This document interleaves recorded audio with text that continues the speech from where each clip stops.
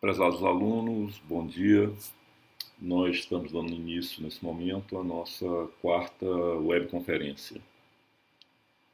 Dessa vez, eu optei por selecionar um conjunto de tópicos relacionados ao conteúdo da nossa disciplina, as partes que eu considero, entre outras, que devam ser destacadas na aprendizagem, e vou comentar esses tópicos que eu selecionei.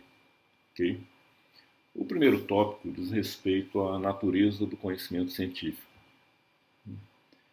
Nós sabemos que existem muitas formas, várias formas, pelas quais o homem conhece o mundo e conhece a si próprio.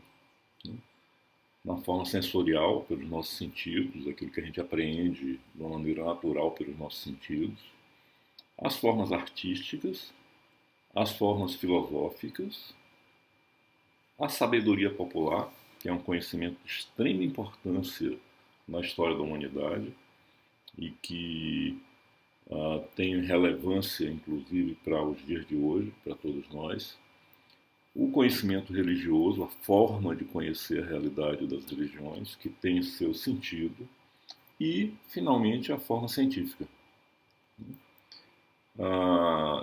É claro que é necessário, porque o homem depende de todas essas formas de conhecimento, ter respeito por todas elas, na medida em que elas atendem, cada qual na sua natureza, do seu jeito, atende a necessidades humanas importantes, fundamentais.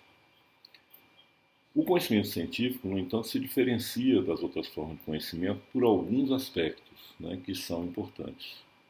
Não sendo nem infalível, nem exclusivo, o conhecimento científico se diferencia das outras formas porque ele utiliza métodos inquisitivos perante a realidade, ele vai à realidade objetiva, perceptível, para conhecê-la, coleta dados observáveis, utiliza provas mensuráveis e revela, expõe no seu resultado todo o procedimento metodológico que foi utilizado para chegar àquele resultado.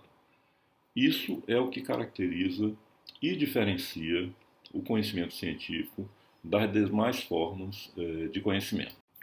Um segundo tópico que eu selecionei diz respeito à comunicação científica. A comunicação científica, embora seja de uma natureza distinta da atividade de produção científica, eu diria que tem quase que a mesma importância da produção científica. Porque sem uma comunicação científica adequada dos resultados de um trabalho científico, esse conhecimento não circula de uma maneira adequada, não se torna disponível para os outros pesquisadores e para a sociedade em geral os resultados do trabalho científico. Então, ela é tão relevante quanto a própria produção. E algumas características devem marcar a comunicação científica, que nós podemos chamar também de comunicação técnica, para que ela atinja as suas finalidades. Objetividade, isenção, clareza são partes fundamentais da comunicação científica. Abordar os assuntos sem ideias preconcebidas, apresentar sempre as evidências que sustentam o trabalho, tornar o texto simples, direto, compreensível no contexto teórico, conceitual que o trabalho está imerso, são elementos assim fundamentais para a comunicação científica. Um terceiro tópico que é importante também nós examinarmos são as fontes de informação para o trabalho científico. Classicamente, nós categorizamos essas fontes em 3 tipos. O primeiro tipo são aquelas fontes primárias, são as fontes que nós utilizamos o conteúdo dessas fontes diretamente para o nosso trabalho. Então, são as teses, os artigos, os livros, os TCCs, as dissertações, que tratam dos assuntos pertinentes ao trabalho que nós estamos realizando e que são a fonte primária de conhecimento para que nós levemos em conta no desenvolvimento do nosso próprio trabalho. As fontes secundárias já tratam de material de referência, né? Não é o conteúdo imediato dessas fontes que nós vamos aplicar no nosso trabalho, utilizar, tratar no nosso trabalho. As fontes secundárias trazem materiais elaborados por um segundo autor, né? Que organiza, por exemplo, bibliografias, enciclopédias, realiza artigos de revisão de literatura. Quer dizer, eles dão como que uma meta-análise da produção científica, mas sendo uma fonte de indicações para nós acessarmos uma bibliografia de fonte primária, que é onde estarão os conteúdos que nós vamos utilizar diretamente no nosso trabalho. As fontes terciárias, elas têm a função de guiar o pesquisador às fontes secundárias e às fontes primárias, né? Estamos falando aqui de bibliografias, catálogos de biblioteca e coisas desse gênero, né, que nos indicam fontes secundárias ou primárias às quais nós podemos recorrer para fundamentar o nosso trabalho de pesquisa. Ok? Um quarto tópico, que é importante também a gente examinar, são as citações. Esse é um assunto que muitas vezes é secundarizado pelos autores iniciantes, e é muito importante que desde o início todos os pesquisadores já se habituem, dominem as regras básicas estabelecidas normativamente para todos os pesquisadores que orientam como realizar citações e referências num texto científico. O uso das citações é algo assim indissociável do trabalho científico. Por quê? Porque o trabalho científico precisa ser transparente. O trabalho científico quer deixar bem claro todos os recursos que ele utilizou e como utilizou esses recursos para chegar aos resultados que ele apresente. É indissociável, então, o conhecimento e o domínio das citações do próprio trabalho científico. Nós precisamos referenciar no nosso trabalho todos os autores que nós utilizamos como fonte de informação para o nosso trabalho. Isso é uma coisa fundamental e isso se faz através das citações, né? Vou tratar aqui, falar alguma coisa sobre dois tipos de citação, para distingui-los, né? Uma citação indireta, onde nós utilizamos as ideias de outro autor, mas não as trazemos para o nosso trabalho de uma maneira literal, como que uma transcrição do texto do autor, senão, pelas nossas próprias palavras, nós transmitimos aquilo que o autor pensa. Essa citação indireta, ela é nosso próprio texto, que está posto, mas como ele se vale das ideias de outros autores, ao final deve ser referenciado, ou em algum ponto do nosso texto, deve ser referenciado o autor, que permita a quem está lendo ir na lista de referências do trabalho e ver exatamente qual foi o trabalho que inspirou aquele texto. Um outro tipo de citação são as citações diretas. As citações diretas podem ser curtas ou podem ser longas. São citações diretas quando nós utilizamos exatamente parte do texto de algum autor no nosso trabalho, que consideramos que seja relevante trazer exatamente a maneira como ele se manifestou no trabalho dele, trazer esse texto da manifestação dele para dentro do nosso trabalho. E aí existem dois tipos de citação direta possíveis: a citação direta curta e a citação direta longa. A citação direta curta, ela é curta por quê? Porque ela ocupa no nosso texto, quando trazemos o texto do outro autor, 3 ou menos linhas no nosso texto. Se ela ocupa 3 ou menos linhas, ela é trazida no mesmo formato do nosso texto, na mesma fonte, apenas as piadas, no início e no final do trecho transcrito do autor, e em seguida indicado o autor, a data e a página, ou as páginas, das quais a citação foi tirada. Essa é a citação direta curta. A citação direta longa, ou seja, aquela citação que, quando trazida para o nosso texto, ocupa mais de 3 linhas do texto, ela já deve ser formatada de outra maneira. Ela não fica no meio do nosso texto, ela deve ser colocada à parte, num parágrafo à parte, recuado, né, com a margem recuada em relação ao nosso texto normal e com a fonte menor. Né? Não é necessário aspas nesse caso, porque ela já está identificada, sendo indispensável, naturalmente, a citação do autor e da página da qual aquela citação foi extraída. Um outro tópico assim de muita relevância para o nosso trabalho de pesquisadores diz respeito às possíveis falhas no desenvolvimento de uma pesquisa científica.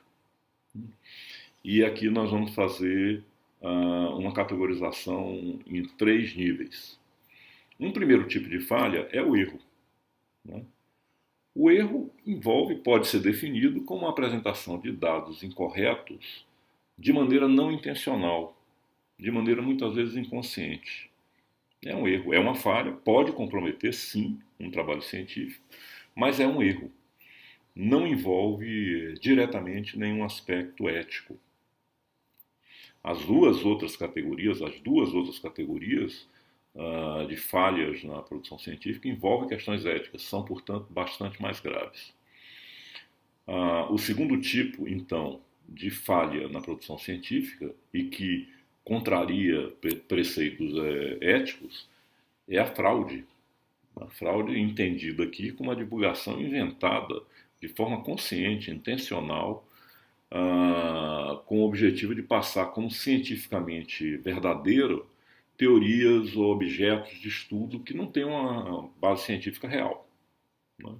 Isso configura fraude, um ato intencional de fazer passar como verdadeiro, cientificamente, aquilo que não tem fundamentação em lugar nenhum, do ponto de vista da realidade e da produção científica existente.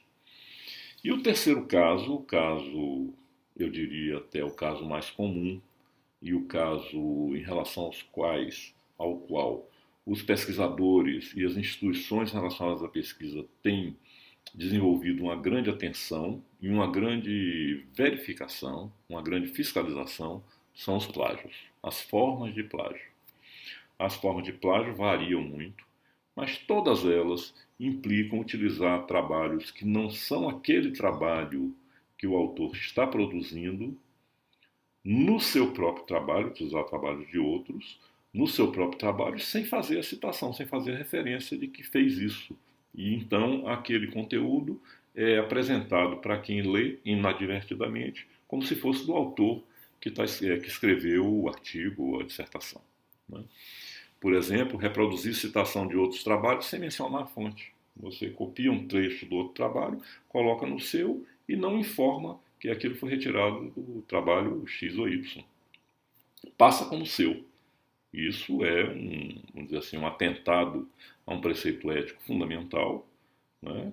E constitui plágio.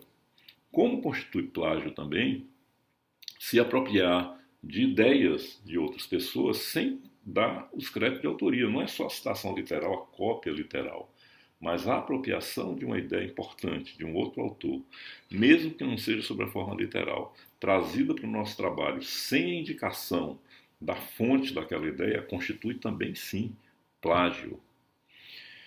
E uma outra situação bastante particular, específica do plágio, é quando nós entregamos um mesmo trabalho em disciplinas distintas, por exemplo, sem informar que o material já foi apresentado em outra ocasião. É um autoplágio, mas é plágio. E contraria também o preceito ético de deixar o leitor absolutamente informado sobre todas as condições de desenvolvimento daquele trabalho científico que ele está tendo acesso. Okay? Vejamos então um outro tópico. Tem mais 2 tópicos que eu gostaria de tratar. Um deles diz respeito a métodos de coleta de dados. Né? Primeiro, eu quero fazer uma observação sobre essa palavra método, porque tem distintos sentidos, se a gente examinar ela em maior detalhe. Quando falamos método científico, nós estamos falando da visão lógica geral, metodológica, que deve orientar o desenvolvimento do trabalho científico. A definição de pergunta, a revisão de literatura, a etapa de definição da abordagem teórica, da construção do modelo de análise, dos procedimentos de observação, dos procedimentos de análise e das conclusões. Esse é o escopo geral quando nós estamos tratando de método nesse nível mais alto, nesse nível mais geral. Mas a palavra é utilizada também, frequentemente é utilizada, se referindo a métodos de observação da realidade, mais específicos. Dentro daquele método geral, na etapa de observação da realidade, existem métodos específicos para observar a realidade, né? Assim como existem métodos específicos de análise de dados. Mas eu quero tratar aqui de alguns métodos de coleta de dados, né, de observação da realidade. Um deles, a observação estruturada. O método de observação é um método no qual o pesquisador ele está presente no local do fenômeno que ele pretende analisar e que ele quer realizar uma observação estruturada daquele fenômeno. Para isso, ela é estruturada a observação porque ele aborda o fenômeno, ele analisa, avalia, percebe o fenômeno a partir de um guia que orienta os aspectos daquele fenômeno que são mais relevantes para a pesquisa dele. Então, essa observação estruturada. Um outro tipo de coleta de informação num trabalho científico é a entrevista. Sempre que nós pretendemos atender diretamente as pessoas, abordar diretamente, entender a opinião, a subjetividade delas sobre algum fenômeno do qual ela participou ou observou, a entrevista é o mais adequado.